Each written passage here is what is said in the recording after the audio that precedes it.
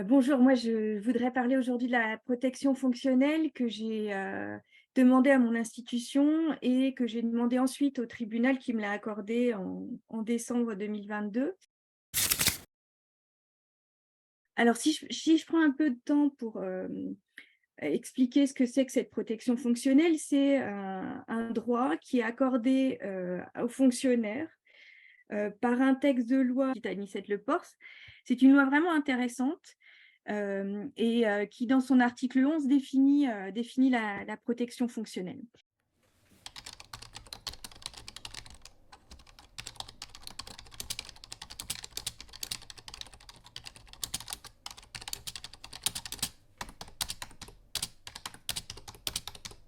Est-ce que les doctorants ont le droit à la protection fonctionnelle, puisqu'on parle de fonctionnaires dans la loi, mais en fait, c'est tous les agents publics, y compris les agents contractuels, qui sont concernés.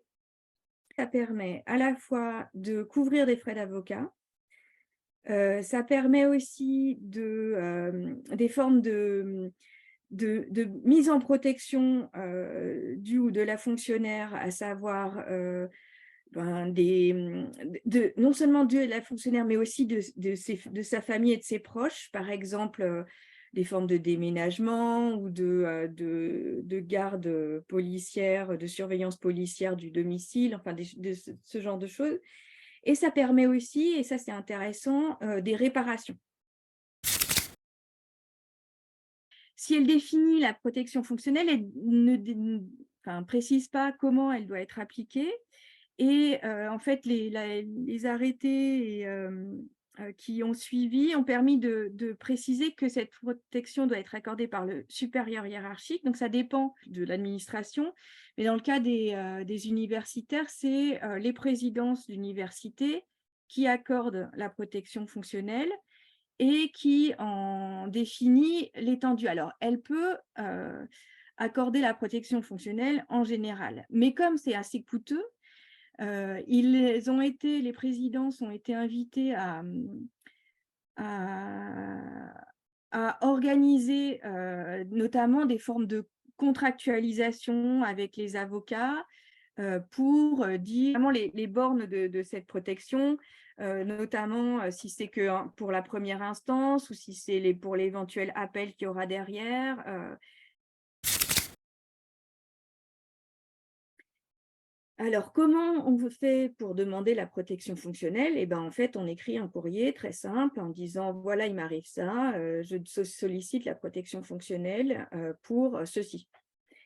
De là, la présidence est censée répondre relativement vite. Effectivement, elle a 2 mois pour répondre. Si elle ne répond pas, on va dire que c'est un refus. Heu, il y a nécessité pour refuser cette protection fonctionnelle, de la part de la présidence, de manifester que le fonctionnaire a commis une faute. Et donc si cette démonstration n'est pas faite, là et en fait, c'est assez mécanique, ça s'applique.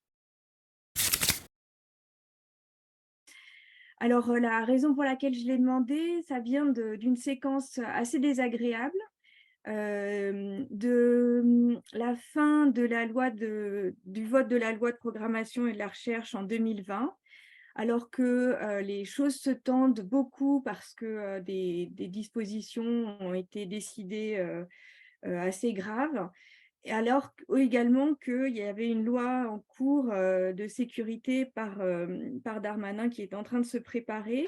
Et au milieu de ces tensions qui sont très droitières, deux députés, Damien Abad et Julien Aubert, décident de demander la création d'une commission d'enquête parlementaire pour étudier les dérives islamo-gauchistes dans l'université. Donc c'est sur les réseaux sociaux qu'ils ont publié leur lettre de demande. Ça fait réagir des centaines d'universitaires, puisque ça relève quand même de perspectives un peu macartistes. Et le lendemain de cette publication, Julien Aubert envoie un message très stylisé en disant: «Les coupables s'autodésignent». et en publiant les profils Twitter de 8 universitaires. Et c'est extrêmement choquant, en fait. C'est choquant, le procédé est choquant, la mise au pilori est choquante. Et moi, je demande tout de suite la protection fonctionnelle. Donc, je la demande à mon président, qui ne réagit pas tout de suite. Enfin, qui me dit plutôt, le vice-président me dit: «Les règles ont changé». Et le lendemain, je fais une demande tout à fait officielle à Christophe Rochasson, qui en accuse réception. Et à partir de là, je n'ai plus du tout de nouvelles de mon institution pendant, on va dire, plusieurs semaines. J'ai des échanges avec la direction des affaires juridiques, mais bon, pas grand-chose. Le président a écrit sur une liste commune qu'il accordait la protection fonctionnelle à notre collègue, sans jamais me citer. Ce qui m'a vraiment aussi un peu heurtée, à côté du soutien vraiment massif que j'ai pu avoir de la LDH EHESS, de la CGT EHESS, mais aussi de plein de collègues en France et dans le monde qui m'ont manifesté leur soutien très ferme, en fait, c'est la défiance que j'ai sentie au sein de mon institution. J'ai pu entendre, alors, de la part de certains, que je manquais de loyauté vis-à-vis de l'institution, mais en fait, il faut vraiment comprendre que la loyauté, c'est l'institution qui nous la doit, et pas l'inverse. Nous, notre rôle, c'est en tant qu'universitaire, c'est d'être critique, de faire preuve de travailler et de montrer toutes les problématiques et toutes les questions que posent des situations. C'est certainement pas d'être obéissant au pouvoir ou à l'institution en place ou encore à notre supérieur hiérarchique. Enfin, c'est pas ça, quoi, d'être universitaire. Ça, c'était vraiment très difficile à vivre, en fait. J'avais vraiment le sentiment d'une défaite collective. À la fin, il y a une grande réunion de médiation qui n'aboutit pas et je décide donc de faire deux choses, à la fois de porter plainte contre Julien Aubert, puisqu'en fait, il y avait un délai de 3 mois en prescription, et de saisir le tribunal administratif pour demander la protection fonctionnelle. Alors, précisément, ne pas demander la protection fonctionnelle, mais demander les droits d'avocat afférents à la protection fonctionnelle, puisque celle-ci m'a été officiellement accordée.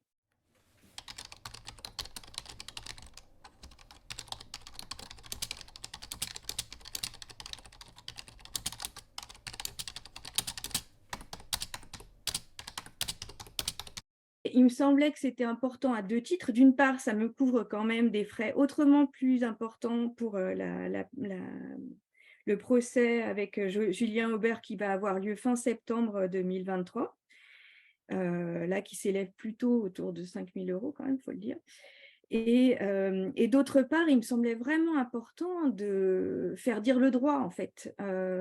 Si la protection fonctionnelle consiste à seulement dire je soutiens notre collègue, comme disaient mes collègues de la CGT, c'est une protection fonctionnelle en carton. Enfin, il faut le faire de façon mécanique, sans aucune considération vis-à-vis de la loyauté due à l'institution, des représailles qui vont durer pendant des années. C'est un recours administratif très simple.